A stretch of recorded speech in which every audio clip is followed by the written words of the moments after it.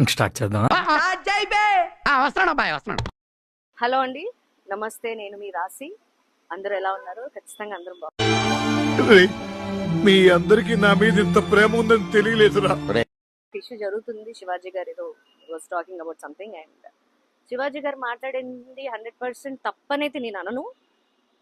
But particular గా కొన్ని aspects చెప్పారు ఆయన. అది ఇట్ ఇస్ నాట్ రైట్.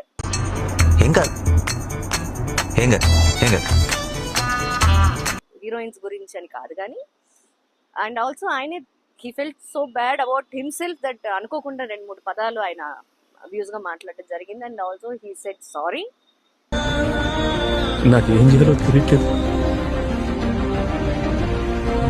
ఒక స్కిట్ చేశారండి సేమ్ ఛానల్ కి. స్కిట్ చేస్తే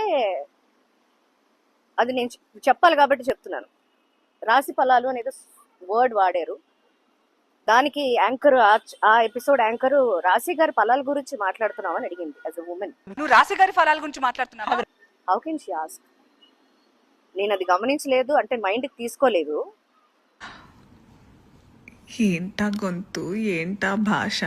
ఇప్పుడు బాగా మాట్లాడుతున్నారు ఆవిడ. Okay fine.